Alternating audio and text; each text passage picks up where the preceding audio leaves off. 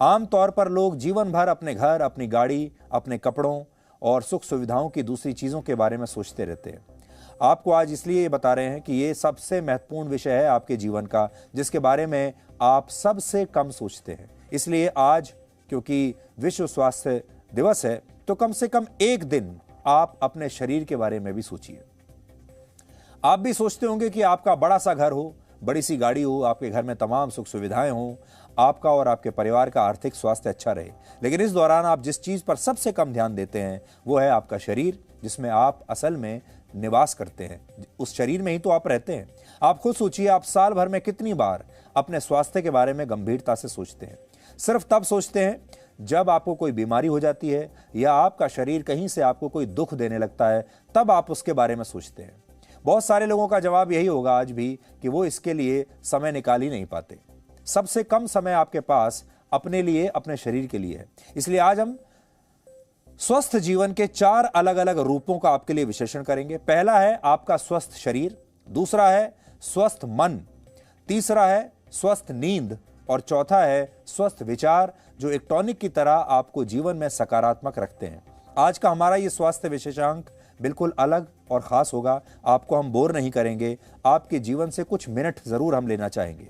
आज का ये शो आप अपने दोस्तों को, रिश्तेदारों को और अपने परिवार के लोगों को जरूर भेज सकते हैं। उनके साथ शेयर कीजिए ताकि वो इसे देखें और स्वस्थ जीवन के इस मूल मंत्र को हमेशा अपने साथ रख सकें।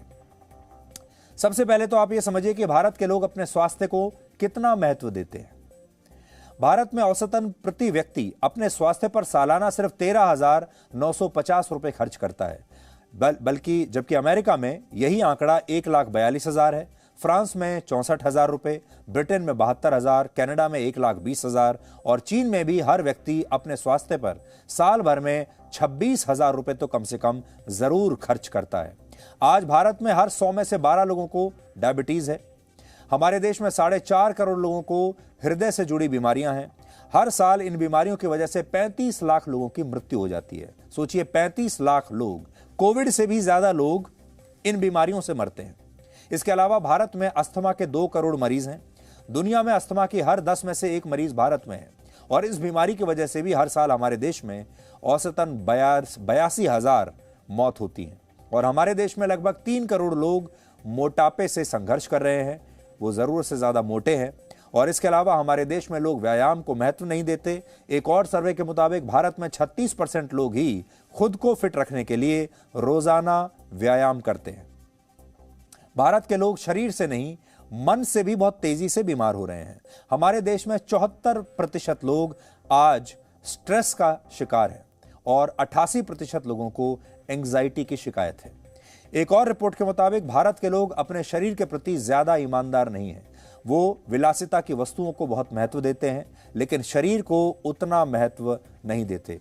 हमारे देश के ज्यादातर लोग आराम पसंद हैं, आराम करना चाहते हैं और अच्छा खाना पीना खाना चाहते हैं। और अच्छे खाने से स्वस्थ भोजन की बात नहीं है। अच्छे खाने से हमारा मतलब है स्वादिष्ट खाना वो खाना चाहते हैं, चाहे वो कैसा भी हो। अब आप खुद सोचिए, आपके पास जो गाड़ी है या जो 2 व्हीलर है, आप उसे बराबर उसकी मेंटेनेंस करते हैं, ध्यान से रखते हैं, हर रोज झाड़ पोंछ कर साफ रखते हैं, समय समय पर ये चेक करते रहते हैं कि उसमें कोई खराबी ना आई हो। इसी तरह हर 3-4 महीने में आप अपनी गाड़ी की सर्विसिंग कराते हैं, इंजन ऑयल चेंज कराते हैं, कोई स्पेयर पार्ट खराब होता है तो उसे चेंज कराते हैं। इसी तरह आप अपने घर का भी ध्यान रखते हैं। हर साल दिवाली से पहले आप अपने घरों में रंग रोगन का काम करवाते हैं और घरों को सुंदर बनाते हैं। हर व्यक्ति चाहता है कि उसका घर बहुत सुंदर हो और घर में जो आपके अप्लायंसेस हैं उन चीज़ों की भी आप समय समय पर काफ़ी सर्विसिंग कराते रहते हैं। इसके बाद आप अपने शरीर पर अच्छा कपड़ा पहनते हैं। लोग ब्रांडेड कपड़े पहनते हैं ताकि वो अच्छा दिख सके। तो ये सारे पॉइंट्स आपकी स्क्रीन पर हैं।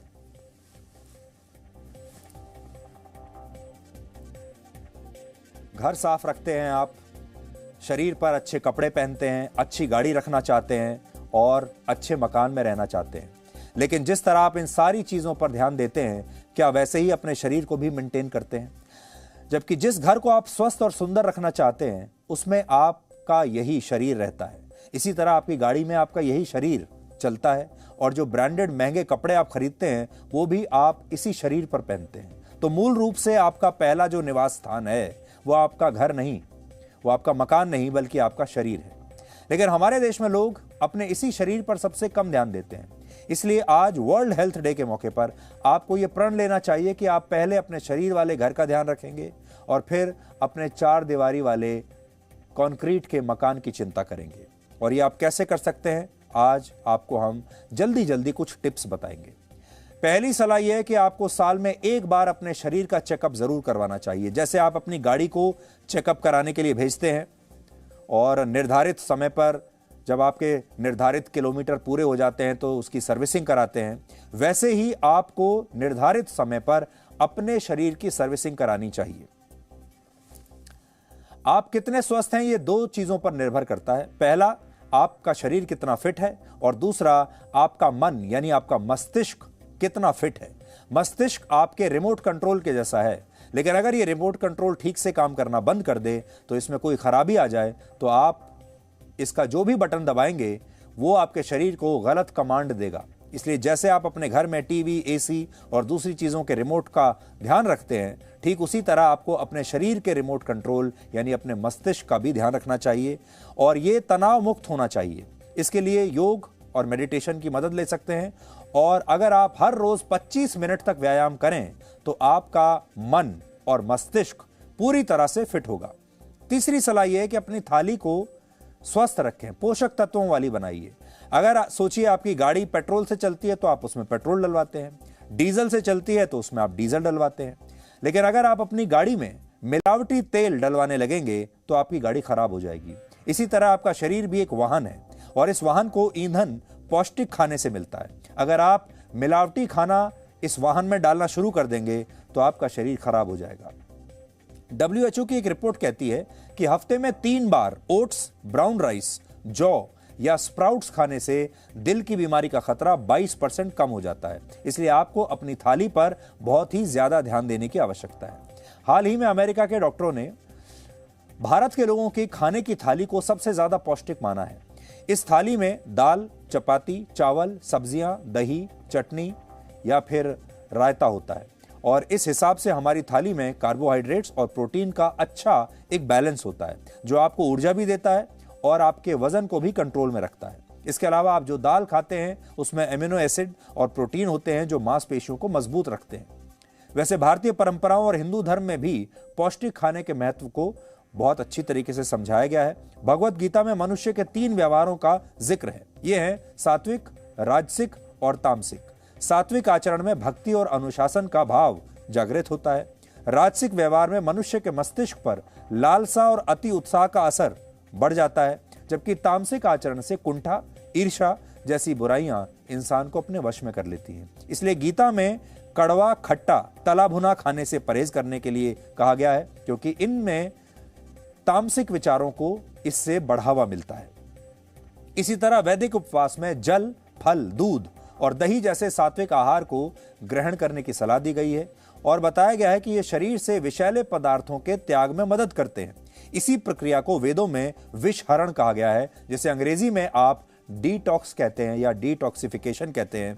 तो डिटॉक्स शब्द जो है वैसे तो बड़ा फैशनेबल हो गया है, लेकिन डिटॉक्स शब्द अगर आप हमारे पुराने ग्रंथ देखेंगे और हमारी सभ्यता देखेंगे तो उसमें आपको ये मिलेगा। हालांकि आजकल के जमाने में एक चुनौती ये भी है कि अब लोगों को पौष्टिक खाना नहीं बल्कि स्वादिष्ट, ज्यादा नमक और ज्यादा चीनी वाला खाना अच्छा लगता है और आदत पड़ चुकी है। यह आदत दुनिया की बड़ी बड़ी कंपनियों ने आपको लगाई है। आज सबसे छोटा पिज्जा, जिसे हम मिनी पिज्जा कहते हैं, वो मात्र 39 रुपए में आपको बाजार में मिल जाएगा, लेकिन इसमें 10 ग्राम फैट होता है, जबकि 1 किलोग्राम सेब अगर आप लेंगे तो औसतन 100 से 150 रुपए में आएगा और ये विटामिन से भरपूर होते हैं।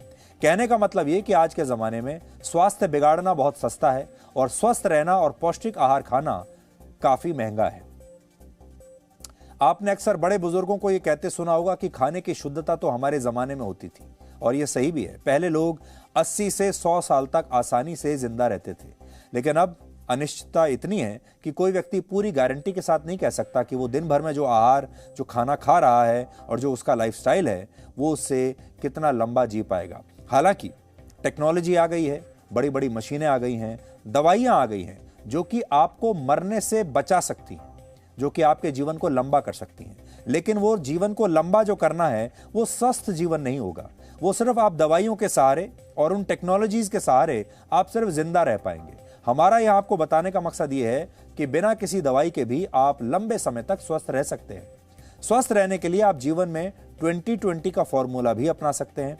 आप दिन में अपने शरीर के लिए सिर्फ 1 घंटा निकालिए, उसे 20-20 मिनट के 3 हिस्सों में बांटिए। 20 मिनट आप व्यायाम कीजिए, फिर अगले 20 मिनट ध्यान लगाइए यानी मेडिटेशन कीजिए, और बचे हुए 20 मिनट में कुछ नया सीखने की कोशिश कीजिए, क्योंकि कुछ नया करते रहने से मन आनंदित भी रहता है और आपका मस्तिष्क जो है वो भी हमेशा, आपका जो माइंड है वो शार्प बना रहता है, उसकी भी एक्सरसाइज होती रहती है। भारत में भले ही बहुत सारे लोग जीवन की भागदौड़ में अपने स्वास्थ्य की चिंता नहीं करते, लेकिन अब भारत सरकार इस काम में आपकी मदद करने वाली है। भारत सरकार हर आयु वर्ग के लोगों के लिए एक डाइट चार्ट तैयार कर रही है ताकि लोग इसका पालन करके खुद को स्वस्थ रख सके। यानी अब डाइट भी सरकार बताएगी। इस डाइट चार्ट को 3 अलग अलग आयु वर्ग में बांटा गया है। पहले ग्रुप में 6 महीने से 2 साल के बच्चे, दूसरे में 2 साल से 60 साल के लोग और तीसरे ग्रुप में 60 साल से ज्यादा उम्र के लोग शामिल होंगे। और इसके लिए नेशनल इंस्टीट्यूट ऑफ न्यूट्रिशन द्वारा नई गाइडलाइंस बनाई गई हैं और हैदराबाद में स्थित इस संस्था की लैब में इस पर स्टडी चल रही है। इसलिए आज हम आपको इसी लैब में लेकर जाएंगे जहां लंबी उम्र देने वाला भोजन का मंत्र आपके लिए खास तौर पर तैयार हो रहा है। बाकी के लोगों को तो तब पता चलेगा जब सरकार इसके बारे में ऐलान कर देंगी। लेकिन अगर आज आप जी न्यूज़ के और डीएनए के रेगुलर व्यूअर्स हैं तो आपको ये डाइट चार्ट आज ही पता चल जाएगा।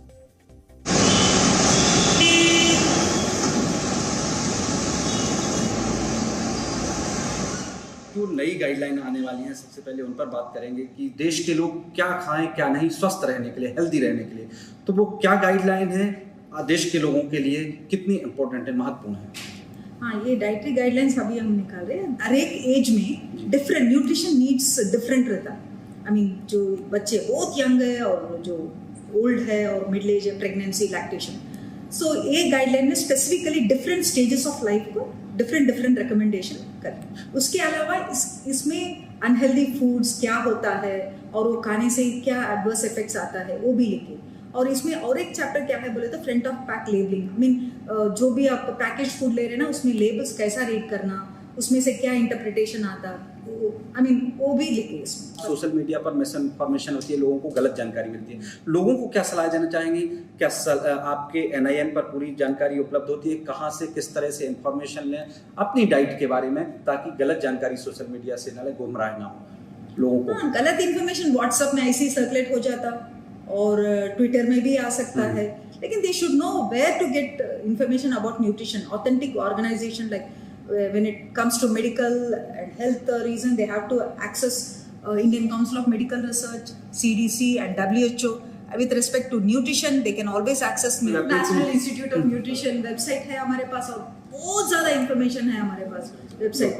Let them access and get all the information. Even with respect to COVID, immunity and nutrition, we have given lots of information on the website. बीते 2 साल में कोरोना महामारी ने लोगों के जीवन में गहरा असर डाला है। खानपान पर रिसर्च करने वाली संस्था ICMR की NIN अब आपको नई रिसर्च के साथ ये बताने जा रही है कि आप स्वस्थ रहने के लिए क्या खाएं क्या नहीं। Brahm Prakash Dubey, G media, Hyderabad. Presenting B News app available on Google Play and App Store. Download it now.